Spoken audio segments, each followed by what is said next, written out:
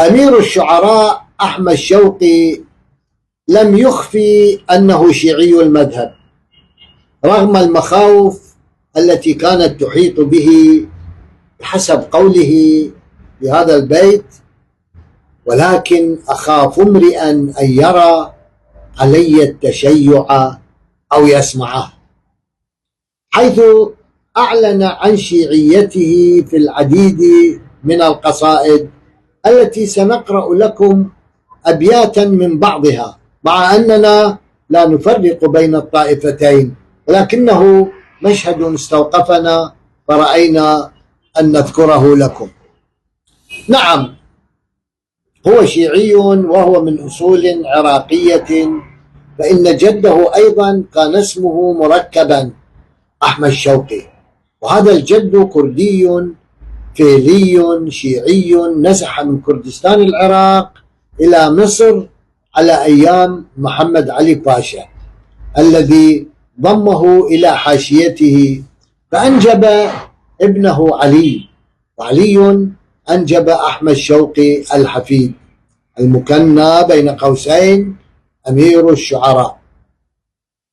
يقول أحمد شوقي في الحسين عليه السلام في مهرجان الحق أو يوم الدم: مهج من الشهداء لم تتكلم، يبدو على هاتورة نور دمائها كدم الحسين على هلال محرم، يوم الجهاد بها كصدر نهاره، متمايل الأعطاف مبتسم الفم، وفي مسرحيته مجنون ليلى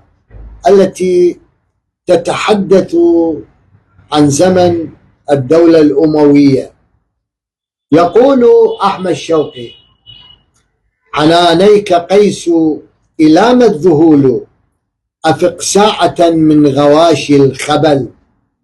صهيل البغال وصوت الحداء، ورنة ركب وراء الجبل، وحاد يسوق ركاب الحسين،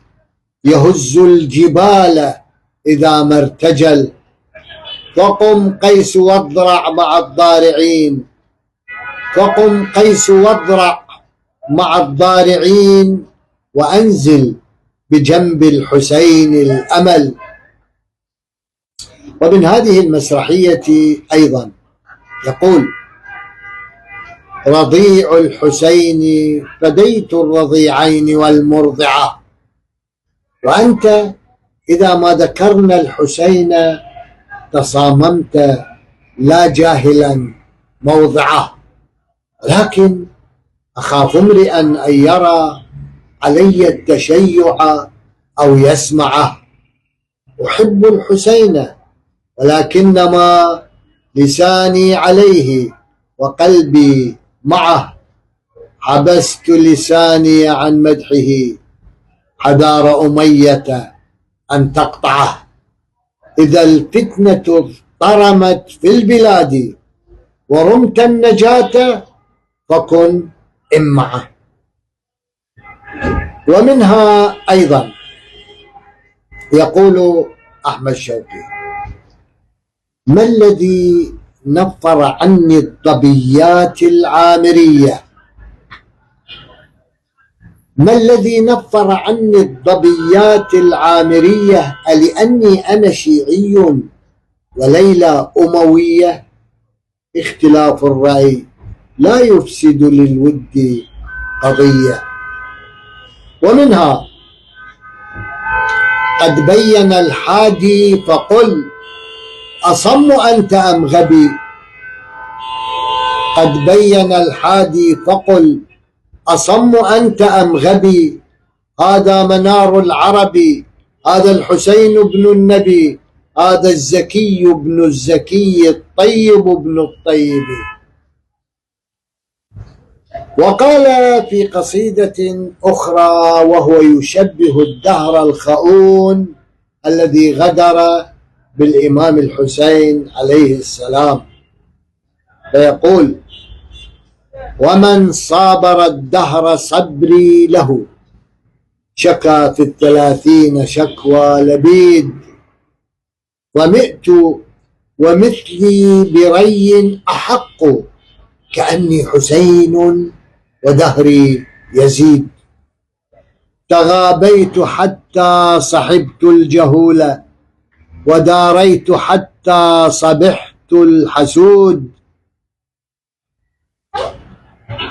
تغابيت حتى صحبت الجهول، وداريت حتى صبحت الحسود.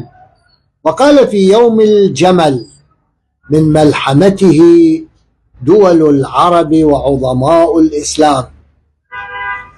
حسنوا للشام ثأرا والحجاز، فتعالى الناس فيما يطلبون، مكر سواس على الدهماء جاز، ورعاة بالرعايا يلعبون، جعلوا الحق لبغي سلما، فهو كالستر لهم والترس، وقديما باسمه قد ظلم كل ذي مئذنة أو جرس. جزيت مروان عن آبائها ما أراقوا من دماء ودموع، جزيت مروان عن آبائها ما أراقوا من دماء ودموع، ومن النفس ومن أهوائها ما يؤديه عن الأصل